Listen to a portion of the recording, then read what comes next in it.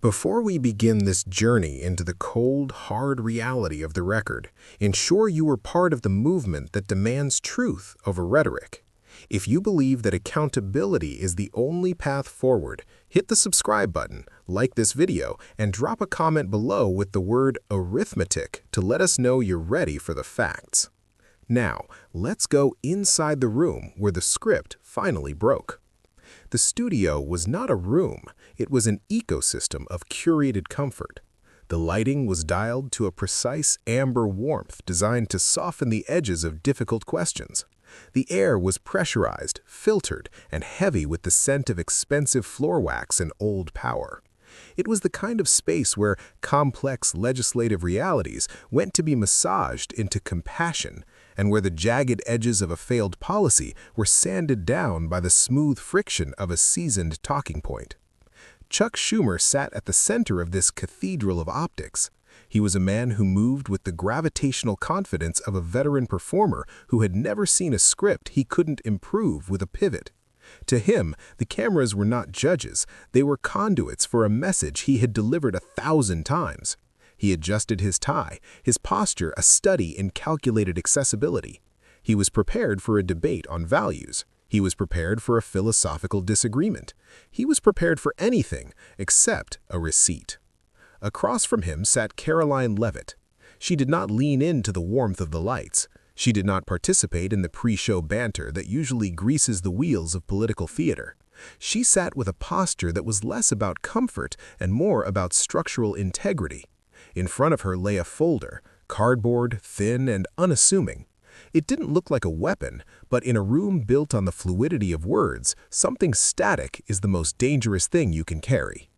"Senator," the moderator began, his voice carrying the practiced neutrality of a man who knew his role was to facilitate the exchange, not to adjudicate it. "We're here to discuss the impact of the latest policy shifts. There are concerns about the long-term outcomes." Schumer smiled. It was the smile of a grandfather explaining a difficult concept to a child, patient, slightly weary, but fundamentally unshakable. "Look," he said, leaning forward to close the distance. "Governing is about choices. It's about navigating the messy, often painful space between what we want and what the moment demands.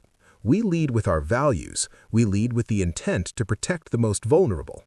It was a perfect opening. It was safe, it was unanswerable, because you cannot argue with intent. Then the silence changed. Karoline Leavitt didn't jump in. She didn't offer a counter-slogan or a partisan jab. She waited for the senator's words to finish echoing off the soundproof walls, letting the vagueness of his answer hang in the air until it felt thin. When she finally spoke, it wasn't with the heat of a debater, but with the cold clarity of a mathematician. "Before we talk about intentions," she said, her voice a steady, low frequency that forced the room to go still, "let's talk about numbers." She didn't look at the moderator, she looked at the folder. She opened it with a sound like a shutter clicking, final and sharp. Intent is a luxury of the person making the promise, but for the people living with the result, the only thing that matters is the math, and the math, Senator, doesn't lie. The red light on the lead camera flickered. Backstage, the producers stopped talking.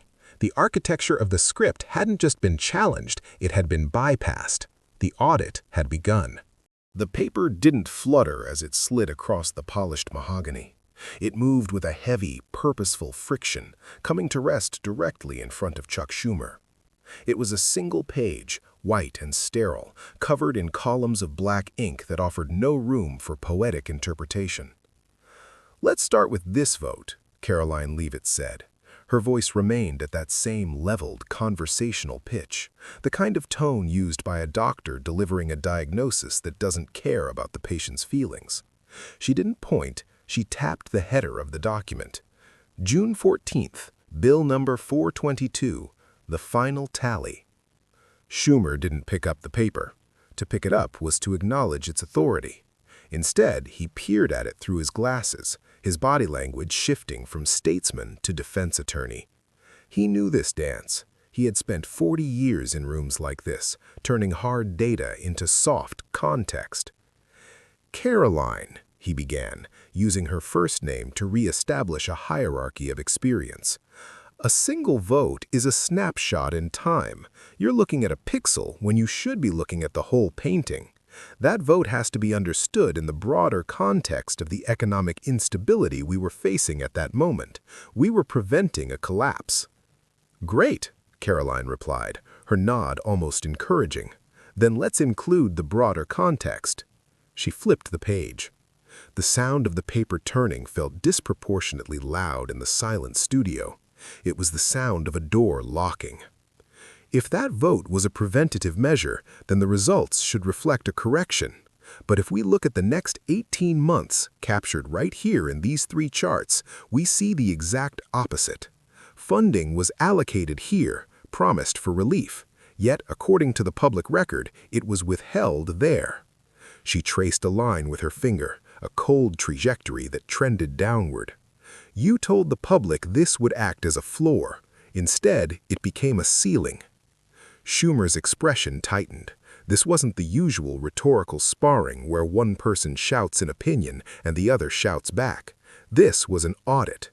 He reached for his own notes, a stack of color-coded talking points prepared by a team of 20-somethings in silk ties, but they felt suddenly flimsy.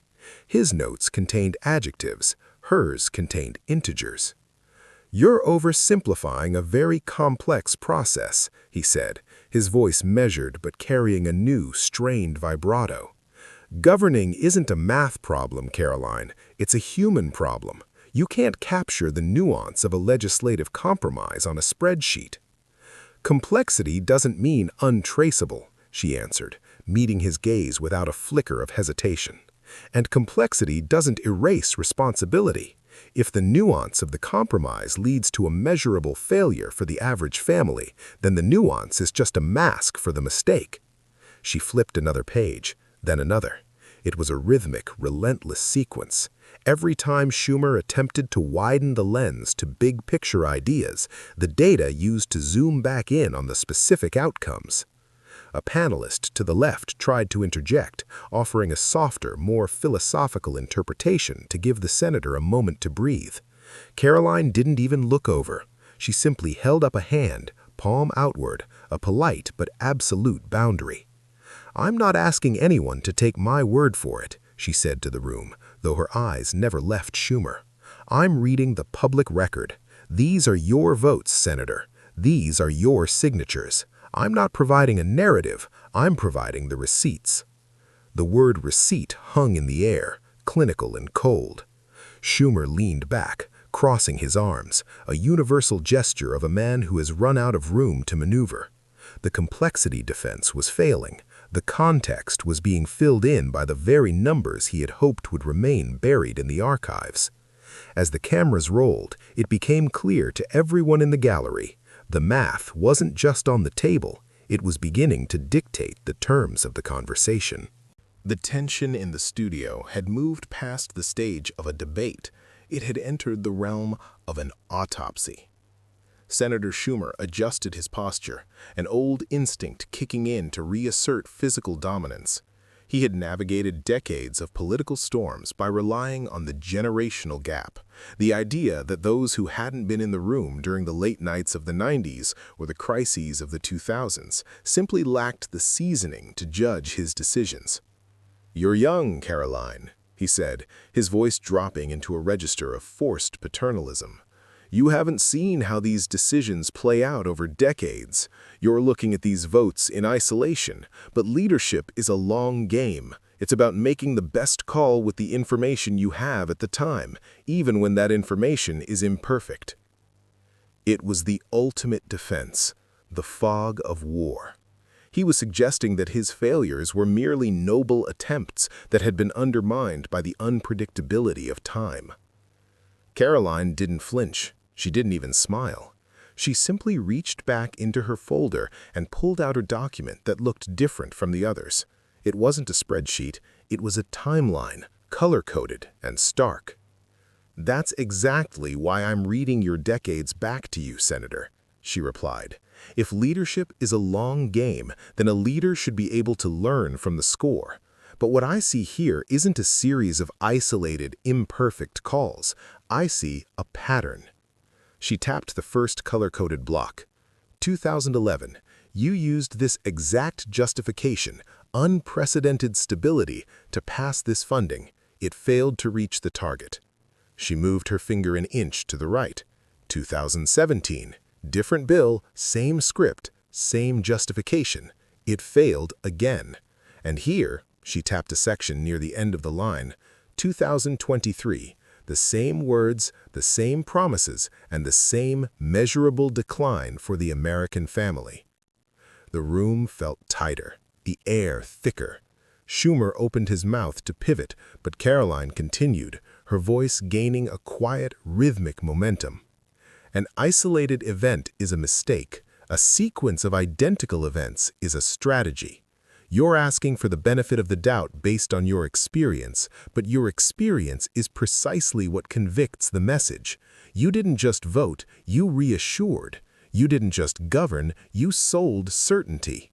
And when that certainty turned out to be arithmetic error, you didn't adjust the math, you just changed the year on the press release. Schumer shook his head, a thin, frustrated smile appearing. Data can be framed any way you want, Karoline. You're cherry-picking outcomes to fit a narrative of failure. I'm not framing, she said, leaning in until she was inches from the edge of the table. I'm summarizing. Framing requires an artist. Summarizing only requires someone who can read. This isn't ideology, Senator. This is arithmetic.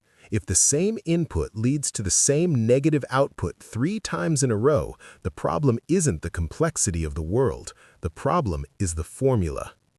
She slid the timeline toward him. It sat there like a mirror, reflecting 40 years of rhetoric against 40 years of results. Schumer's usual cadence, measured, rehearsed, insulated, was gone. He glanced toward the moderator, searching for a procedural lifeline, "we'll be right back," or a shift in topic. But the moderator remained silent. Even the cameras seemed to lean in, capturing the silent realization that for the first time in a long career, the senator's greatest asset, his long history, had become his heaviest anchor. Intent explains mistakes. It doesn't excuse patterns. And the patterns, Senator, are public memory. The studio was no longer a stage. It had become a record room. The transition happened the moment the moderator realized that the silence between exchanges was more compelling than any scripted transition. Backstage, the producers had made a silent executive decision: keep the cameras rolling. Chuck Schumer attempted a reset. He straightened his jacket, a physical manifestation of a man trying to regain a lost narrative. "You can't govern by replaying old sound bites, Karoline," he said, his voice regaining some of its resonance. "Politics is about the future. It's about where we go from here, not obsessing over the footnotes of the past." Karoline didn't look at the future. She looked at the screen behind them. The footnotes are where the truth hides, Senator, and people don't obsess over the past because they're cynical. They do it because they have memories. She nodded toward the control booth. "Do we have the clip?" The screen lit up. It wasn't a modern high-definition feed. The grain was slightly coarse, the lighting different. The version of Schumer on the screen a few years younger, but the voice was unmistakable. "This policy will work," the digital ghost of Schumer said, pointing with the same confidence he had used only minutes ago. "This funding is the guaranteed path to stability. We are certain of the outcome." The clip ended. The silence that followed was visceral. It wasn't the silence of a pause, it was the silence of a vacuum. "You didn't say it might help," Karoline said, her voice cutting through the stillness like a blade. "You didn't ask for patience or admit to a trade-off. You sold certainty. You used your experience as a collateral for a promise that the math couldn't keep. And now you're calling it parsing language when we ask why the result didn't match the script." Schumer exhaled, a slow, audible breath of a man buying time. "The environment changed, Karoline. The landscape shifted. You're holding me to a standard of perfection that doesn't exist in the real world." "I'm not holding you to perfection," she countered. "I'm holding you to your own words. If you need flexibility, you should have asked for it then. If you needed the public to understand the risks, you should have earned their trust by being honest about the variables, but you didn't. You promised a result to win a moment, and you're frustrated now because the public hasn't forgotten that the moment passed, but the result never arrived. She leaned forward, her shadow stretching across the table toward him. When people stop believing promises, they don't become cynical because someone like me exposed the record. They become cynical because they trusted the promise once. They remember the car they couldn't afford, the energy bill that doubled, and the certainty you offered while it was happening. The moderator finally interjected, his voice cautious, almost hushed. "Senator, would you still use that language of certainty today, knowing what the record shows?" Schumer paused. For the first time, he didn't look for a pivot. He looked at the table. The ghosts of his own assurances were still flickering on the screen behind him, and the receipts were still piled in front of him. "I'd be more careful," he finally admitted. It was a small sentence, but in the architecture of the room, it felt like a structural collapse. "That's progress," Karoline said, her expression unchanged. "But an admission that you'd be more careful now is just an admission that the math didn't lie back then. The message did." The cameras stayed tight on Schumer's face. He looked human, calculating, weary, and boxed in by the weight of a memory he could no longer manage. The finality of the room was no longer a question of policy. It was a question of truth. The studio lights, once warm and welcoming, now felt that the harsh glare of an interrogation room. The messy nuance of government had been stripped away, leaving only the skeletal remains of a career built on the fluidity of language. Chuck Schumer sat back, his hands folded over his chest, a defensive posture that signaled he was no longer trying to win the room. He was simply trying to survive the segment. "Leadership isn't about spreadsheets, Karoline," he said, his voice quieter, devoid of its earlier theatrical resonance. "It's about values. It's about the soul of the country and the hard choices we make to keep it moving forward. You're trying to reduce the history of a nation to a column of figures." Karoline didn't look away. She didn't let the shift to soul and values distract her from the physical evidence between them. She gathered her papers, aligning the edges with a rhythmic, sharp thud against the table. "Values show up in choices, Senator," she replied, "and choices show up in numbers. You can't claim a value of stability while presiding over a record of decline. You can't claim a value of accountability while calling your own votes, parsing language. The soul of the country isn't found in a speech. It's found in the reality of the people who have to balance their own spreadsheets because your math didn't add up." The moderator checked the clock.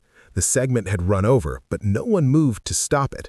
The producers in the earpieces were silent. The audience in the studio sat in a heavy, unmistakable stillness, the kind of quiet that follows when the illusion of a master script finally shatters. "People don't expect perfection from their leaders," Karoline continued, her voice steady and instructional. "They expect honesty. They expect that when the numbers start to tell a different story than the message, the leader will have the courage to stop telling the story. Tonight wasn't about winning an argument. It was about showing where the words stop lining up with the world." Schumer didn't respond. For the first time in 40 years, he didn't have a pivot, a joke, or a legislative anecdote to fill the void.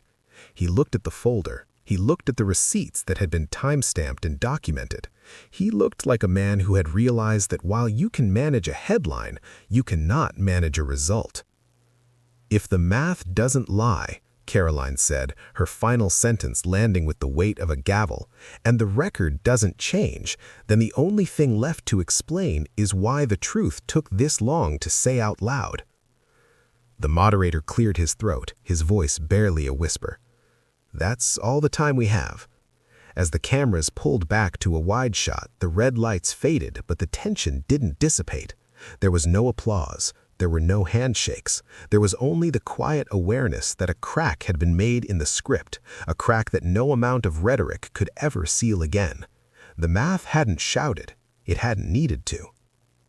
The record is written in ink, but its impact is felt in the lives of every citizen. When the cameras stop rolling and the talking points are filed away, we are left with the reality of the outcomes. "The Math Doesn't Lie" isn't just a title, it's a standard for accountability that every leader must eventually face. Thank you for watching this deep dive into the truth. If this story resonated with you, help us keep the record clear. Like this video to support independent analysis. Share it to break the cycle of managed narratives. Comment "arithmetic" to join the conversation on accountability. Subscribe and turn on notifications to never miss a chapter. The numbers are in. The question is, are you listening?